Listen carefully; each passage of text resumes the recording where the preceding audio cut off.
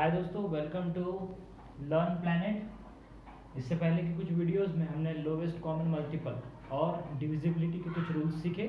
अब हम देखेंगे हाईएस्ट कॉमन फैक्टर क्या होता है और उसे किस तरह से निकाला जाता है। ठीक है, मल्टीपल में हमने देखा था कि अगर मैं 10 डिवाइड बाई 2 लिखता हूँ तो इसका आंसर जो होगा वो 5 आएगा। इसका मतलब 10 जो है 2 का जो है मल्टीपल है। Okay, 10 is the multiple of 2। ठीक है, 10 जो होगा वो 2 का मल्टीपल होगा, उसी तरह 2 जो होगा 2 is the factor of 10। 2 जो होगा वो 10 का फैक्टर होगा। हमारा आंसर 5 आ रहा है। यहाँ पर आंसर जो है पॉइंट में नहीं आना चाहिए। एचसीएफ और एलसीएम की जब हम बात करते हैं तो आंसर पॉइंट में नहीं आना चाहिए। ठीक है, उसी तरह से अगर मैं 10 बाय 5 लिखता हूँ तो 10 इज द मल्टीपल ऑफ 5 हो जाएगा। 10 इज द मल्टीपल ऑफ 5 हो जाएगा और 5 is the multiple of 5 will be the factor of 10। 5 जो हो जाएगा वो 10 का फैक्टर हो जाएगा। ठीक है, फैक्टर मतलब ऐसी वैल्यू जो यहाँ पर डिनोमिनेटर में मौजूद हो, उस वैल्यू को हम बोलेंगे फैक्टर बोलेंगे। अब 100 डिवाइड बाय 10 अगर मैं लिखता हूँ तो आंसर जो आएगा वो 10 आएगा। मतलब 100 का फैक्टर जो है 10 है, 100 का फैक्टर जो है 50 भी होगा। ओके, ये सब होंगे 100 के फैक्टर्स। ठीक है, जो वैल्यू नीचे होगी उसे हम फैक्टर बोलेंगे और जो वैल्यू ऊपर होगी उसको हम मल्टीपल बोलेंगे।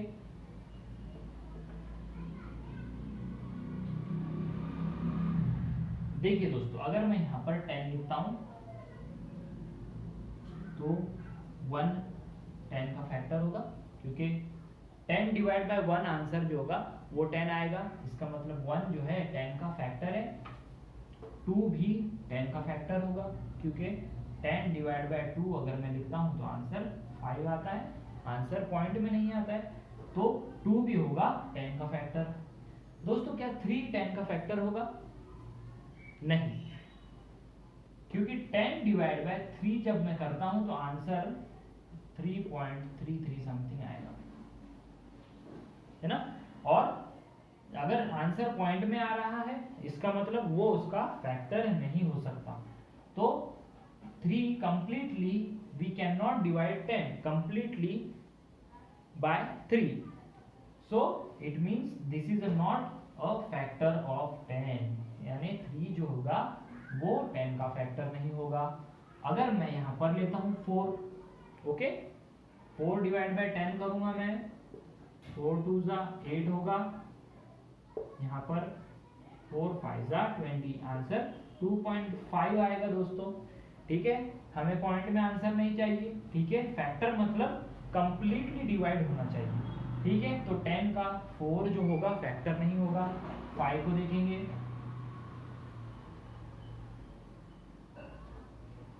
5 5 1 जा 5, 5 2 जा 10, कंप्लीटली डिवाइड हो चुका है दोस्तों। मतलब 5 भी होगा 10 का फैक्टर। ओके, अब 10 को डिवाइड करते हैं 6 से। 10 डिवाइड बाय 6, इसका आंसर जो होगा 6 1 जा 6.4,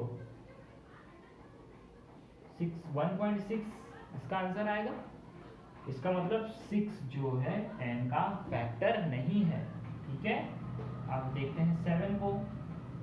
7 भी 7 1 जा 7.3 30, 7 4 जा 28, 1.4 आंसर आ रहा है। इसका मतलब ये भी इसका वो नहीं है, फैक्टर नहीं है।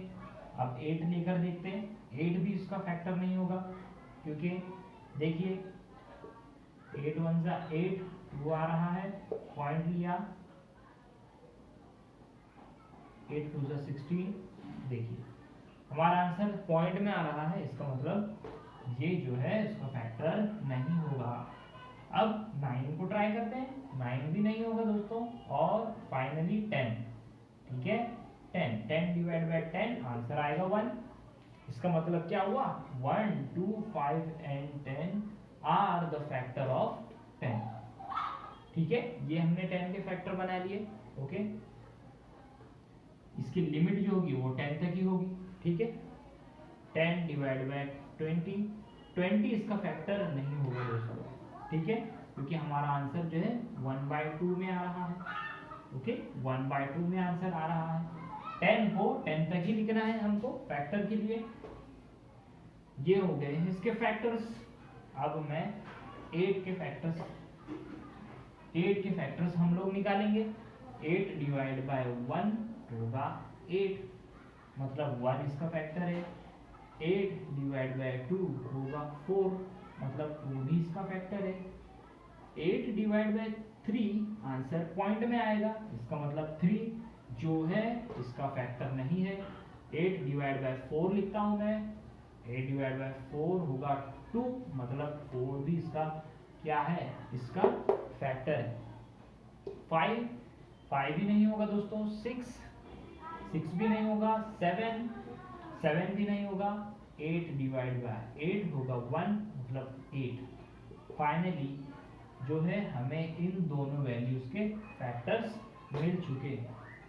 अब हमें कैसा फैक्टर चाहिए, दोनों में हाईएस्ट भी चाहिए और कॉमन भी चाहिए और फैक्टर भी चाहिए। ठीक है, ठीक है, हमने फैक्टर्स तो निकाल लिए। ठीक है, अब हाईएस्ट होना चाहिए। इन दोनों में कॉमन फैक्टर कौन सा है, 1 कॉमन है और 2 कॉमन है, लेकिन हम कौन से फैक्टर की तलाश कर रहे हैं, हाईएस्ट। मतलब हमें हाईएस्ट 2 जो होगा, इन दोनों का हाईएस्ट भी होगा, कॉमन भी होगा और फैक्टर भी होगा। आई होप कि आपको HCF हाईएस्ट कॉमन फैक्टर का कंसेप्ट समझ में आ गया होगा। अब हम क्या करेंगे, ये सिंपल वैल्यूज के फैक्टर्स तो हमें पता होते हैं, अब हम बड़े वैल्यूज के फैक्टर को फाइंड करने की कोशिश करेंगे। आई होप कि आपको HCF हाईएस्ट कॉमन फैक्टर्स समझ में आ चुका होगा। सपोज यहां पर मैं लिखता हूं 15 एंड 10। ओके, 15 1 से डिवाइड होगा, 2 से डिवाइड नहीं होगा दोस्तों, 3 से होगा, 4 से नहीं होगा, 5 से होगा, 5 3 से 15, 6 से नहीं होगा, 7 से नहीं होगा, 8 9 10 से भी नहीं होगा, 11 12 13, अब सीधा 15 से होगा। ओके, ये हो गए हैं इसके फैक्टर्स। किस तरह से कैलकुलेट, किस तरह से मैंने ये वैल्यूज निकाला, जब मैं इसको डिवाइड करता हूँ 15 डिवाइड बाय 1 तो मुझे आंसर मिलता है 15, 15 डिवाइड बाय 3 तो आंसर मिलता है 5, 15 डिवाइड बाय 5 आंसर मिलता है 3, 15 डिवाइड बाय 15 आंसर मिलता है 1। मतलब मुझे फैक्टर्स उसे कहेंगे जिससे डिवाइड करने पर एग्जैक्ट जो है हमें वैल्यू मिले, पॉइंट में वैल्यू ना मिले, तभी हम उसे फैक्टर कंसीडर करेंगे, फैक्टर कहेंगे। अब 10 किस किस से डिवाइड होगा, कंप्लीटली डिवाइड होगा 1 से, 2 से भी डिवाइड होगा, 3 से नहीं होगा, 4 से भी नहीं होगा, 5 से होगा।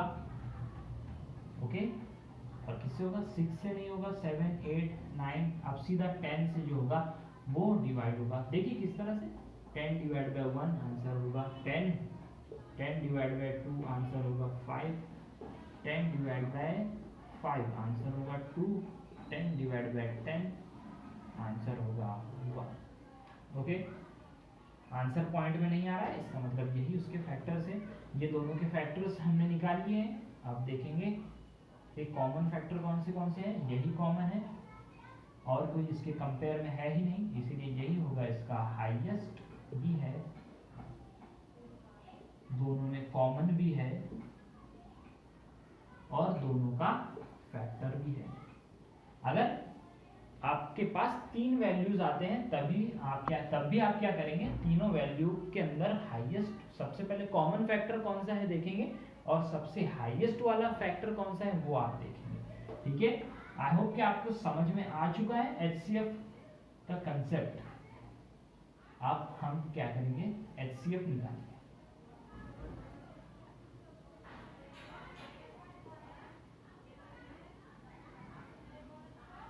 दोस्तों अब निकाल रहे हैं 25 एंड 35 का HCF हाईएस्ट कॉमन फैक्टर। तो यहाँ पर जो है आपको इस तरह से बनाना है। दोस्तों डिविजिबिलिटी रूल में हमने देखा था ये 2 से डिवाइड नहीं होगा, 5 + 2 7 होते हैं, 3 से भी डिवाइड नहीं होगा, ये सीधा डिवाइड होगा 5 से। ओके, ये होगा 5 5 जा 25। फिर यहाँ पर मैं लिखूंगा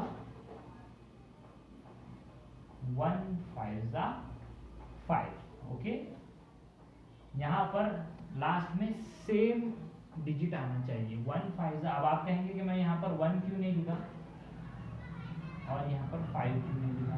तो ऐसे नहीं करना है हमको यहाँ पर 5 लिखना है और यहाँ पर 1 लिखना है। यहाँ पर हम 5 लिखेंगे और यहाँ पर 1 लिखेंगे। 1 5 जा 5, 5 5 जा 25। यहाँ पर 25 के फैक्टर्स हमने बना लिए हैं। अब 35 दोस्तों ये भी 5 से डिवाइड होगा।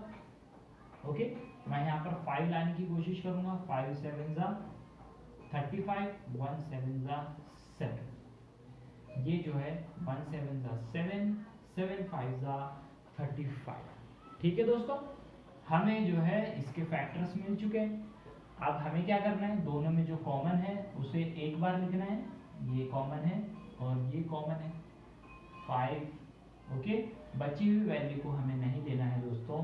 हमने लोअर कॉमन मल्टीपल में क्या किया था, सभी कॉमन फैक्टर्स को लिया था और बाद में वो वैल्यूज भी हमने वहां पर मल्टीप्लाई की थी जो बची हुई थी। लेकिन हमें HCF में याद रखना है, HCF में हमें इन वैल्यू को नहीं लेना है, सिर्फ जो कॉमन वैल्यू है सिर्फ वही लेंगे। ओके, जो कॉमन वैल्यू है सिर्फ उसको लिया तो हमारा HCF आ चुका है।